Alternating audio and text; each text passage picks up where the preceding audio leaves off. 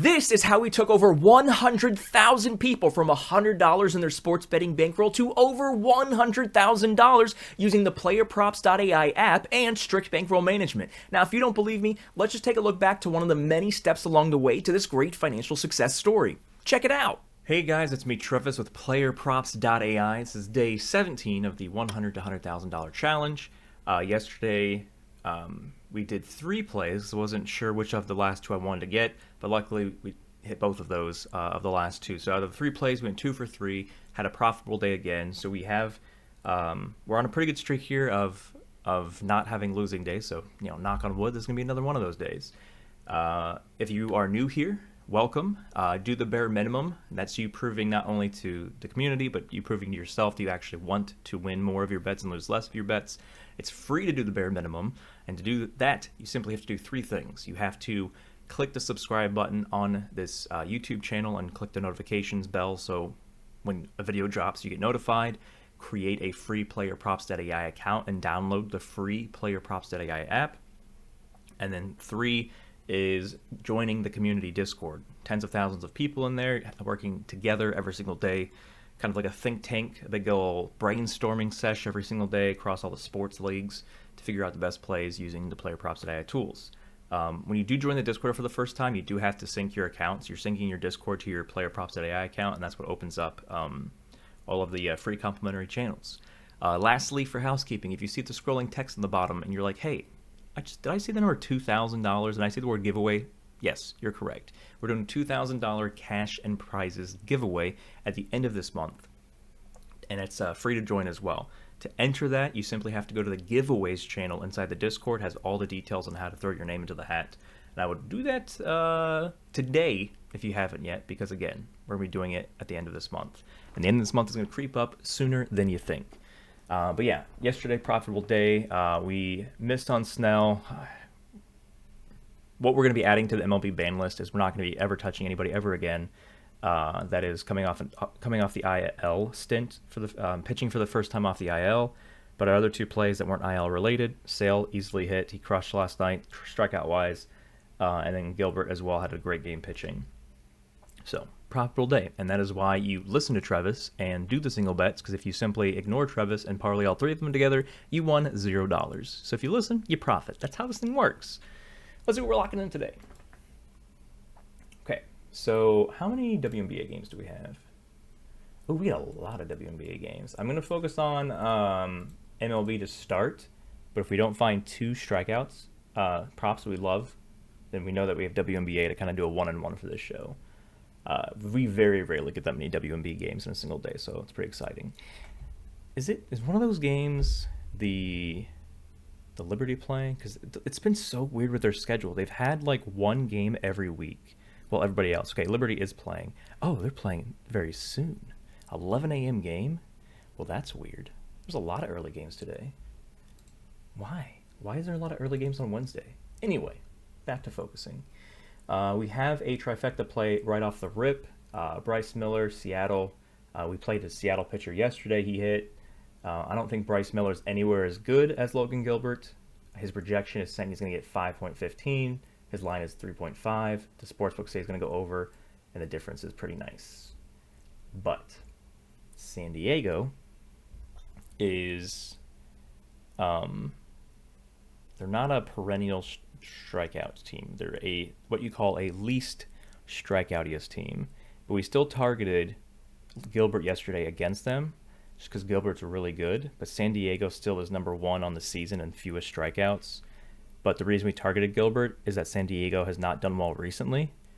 They're right there in the middle of the pack over their last 3 games in strikeouts and team strikeouts. But again, as I mentioned, I don't think Bryce Miller is as good as Logan Gilbert. But he's had plenty of games where he easily covered a 3.5 line. But Kansas City, if you see here, Kansas City is another low strikeout team. They are number 2 on the season and number 1 in the last 3 games. They only got 1 against them. So we'll back pocket this for right now. It's a possible play, but I'm not 100% in love with it just because of San Diego. Reese Olson we see here. I always want to like highlight something with my mouse, but every time I highlight and then don't move the mouse away, it always just clicks on the player profile page. But it's not a trifecta because A, the sportsbooks don't agree with it, and B, it's not 1.0 or higher, and there's not anything else here. So there's only really one trifecta play, and that's Bryce Miller. We're going to look at unders real quick. We have a trifecta play here, and that is it. Yes. Yeah, so there's one trifecta over, one trifecta under. Kyle Freeland, he was horrible last year. I haven't been paying too much attention to him this year, but he was trash, yeah. He's only hit 4.5 strikeouts. Well, he hasn't even been pitching that much. So if you look at the dates here, so he pitched opening day, March 28th. And then he pitched. So I guess he went on the IL or something. I don't know. Something. He only pitched 4 consecutive rotations to start the season, and then he didn't pitch for 2 months. And then since he didn't pitch for 2 months, when he came back on 6/23, 6/30, 7/5, so he's done 3 consecutive on the on his current rotation without being moved to the minors or put on the IL. And since he came back, he's hooked here, he missed here, and he hit against Kansas City. Again, this is somewhat impressive because this is a low strikeout team. Toronto also a low strikeout team, but that was way back in mid-April. So he's versing Cincinnati. Cincinnati is they're 25 of 30 on most strikeouts on the season, but in their last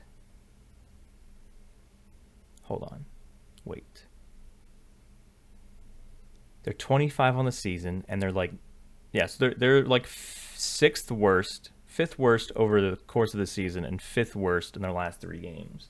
So they've been striking out a ton. I think the fact that he's gotten 4 or more strikeouts in 2 of his 3 starts since he came back, and the fact he's facing a sucky strikeout team, I'm kind of afraid that 4.5 is a little too low of a line. So yes, again, these 2 games were last season. This was spring training, which never counts really. These 4 games were to start the season, and then clearly something was wrong here, because when he went on the IL or whatever it was, and he came back, he's had 3 games where he's averaged 4 strikeouts in the last 3 games, when he only got like 2 here. So something's waking up in his strikeout arm. I'm not a huge fan of it. So, like I mentioned, we have WNBA available, so maybe we have the opportunity to do Bryce Miller, who is a trifecta. I don't hate this play. I'm just trying to see if there's anything I like more than it, but it's the only valuable play right now. Hold on. Let me check DraftKings. I'm glad I did that. So I checked DraftKings. So I guess Shota. It's not Shota. It's Shota. Not every sportsbook has a strikeout line or player props for every single player at every given time.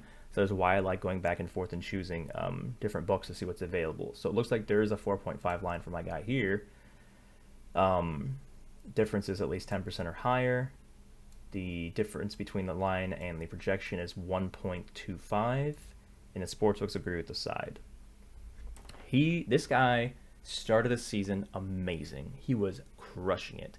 And then, was it these 2 games here where he got shelled, and then he versed the great Phillies team and got 8. So I feel like he had a little bit of a downtime after starting off the season great, and I feel like he's kind of getting a little bit better here. Let's check the Orioles strikeout rate real quick. Baltimore's number 12, and the fewest strikeouts, so it's somewhat in the middle of the pack. And they're kind of in the middle-ish over the last 3 games as well. So they're not they don't strike out a ton, and they don't strike out a little bit. They're in the middle. and he's averaged 5.7 Ks in his last 10 games. We need him just to get 5.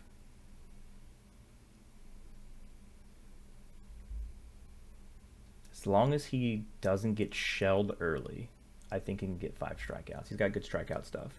He just needs to not get shelled early. So, I think we have our 2 plays there. I was about to hop over to WNBA, but I think we have our 2 plays there with Bryce. But he's firsting San Diego, and even though the sportsbook side with it, a -110 line is not something that the sportsbooks are saying is going to happen. But the AI was right yesterday with Logan. It was right yesterday with Sale. Let me look at him one more time. Okay. Those are our 2 plays with an asterisk. I'm going to check WNBA real quick. I'm going to see if there's anything that's just popping out like, this is amazing. If we don't find an amazing WNBA play, then those are going to be our 2 plays.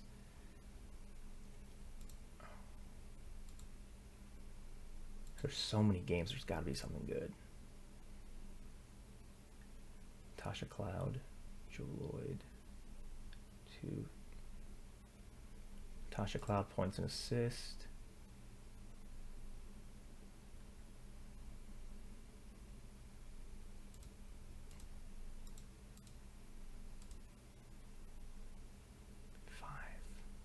Hmm.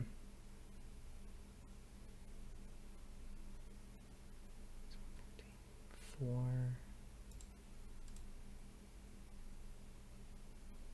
Clea Copper, 32%. Brianna Jones, 25%.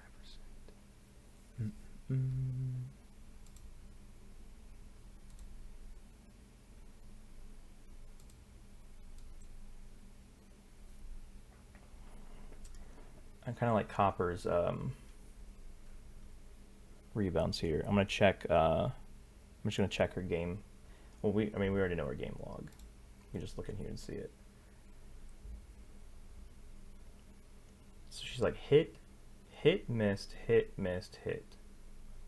So what I'm gonna look at real quick is Phoenix.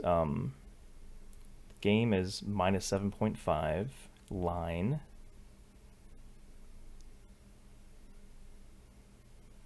She got 10 rebounds against the Sparks on Sunday, and that was a 6-point margin of victory. She missed against the Wings. She just versed the Wings here, and she got 1. But why did she only get 1? Was it foul trouble? They won by 8 points. I think she scored 34 points. So she had 1 rebound, 1 assist, and 34 points. So that means is that she wasn't a good team player. She was ball hogging, and every time a player missed a shot, she was already running back for the easy bucket. And she also had 5 fouls. So it's a mixture of foul trouble and her not crashing the boards. But then, maybe she got yelled at by her coach saying, we love the fact you scored 34 points, but you need to help your team out. So then, exactly the next game, she scores 25, but she crashes the boards, gets 10 rebounds and 5 assists, and only had 3 fouls. Natasha Cloud had 31 points. So we were looking at points and assists for Natasha Cloud, right? I don't think we like this one as much. 19% percentage difference. 20. -112 line. -106 line.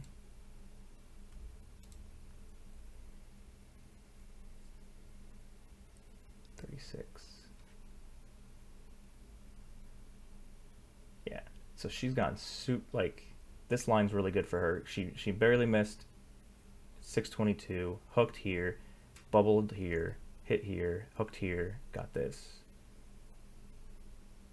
So in her last 5 games, 21.5 is pretty good. Her average over the last 10, which includes these garbage ones, is 17, but she's been doing a lot good lately.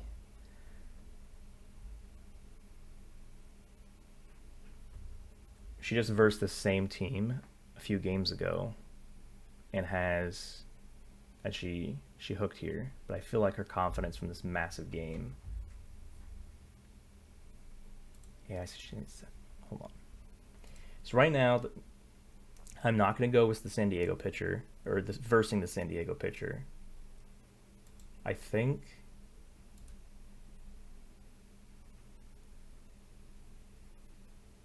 And she got... I kind of want to go...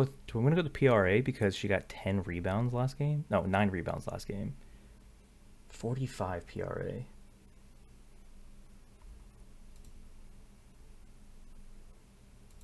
What's the true difference here? 26, 5, roughly a 5.0 difference. And the PR is 3.3.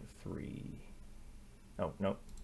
Points and assists. PA is 4.3.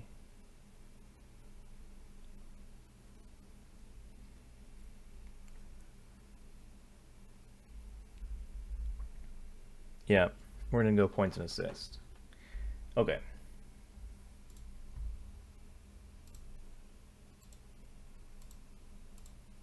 Yeah.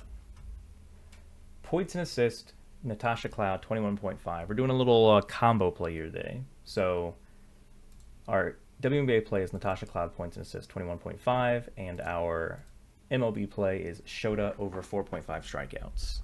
See, that's the beauty of having access to every single stat for every single league, is that you don't have to force plays. You find something you like, and if you don't like something enough, then don't put money on it. Or maybe put like a super small amount of money on it. We're doing a little combo play. I don't think we've done that on the show here ever. I don't know. It's been a long time if we have. Block those in, enter the $2,000 cash and prizes giveaway, do the bare minimum, and if you have questions about the $100,000 challenge, there's a video that's going to pop up here on the screen you can tap, and it'll break everything down on how that's working for us. We're profitable. We've only deposited once, which was the very beginning of day one. But yeah. In terms of following shows, I'm going to be unavailable tomorrow, Thursday, and Friday. I'll be filming something that's unrelated to this whatsoever. And then all of next week, I'll be in Amsterdam at a sports betting industry conference. And then we'll be in Boston after that as well. So the only real video content you're going to get from me for like the next 2 weeks, next 14 days roughly, is any availability I have while on the road. So whether it's filming in the hotel room or me just creating shorts on the fly. But yeah, we'll see what happens. Good luck, guys. Lock those 2 plays in, and we'll see you when we see you. Get in the Discord. It's free. Good luck.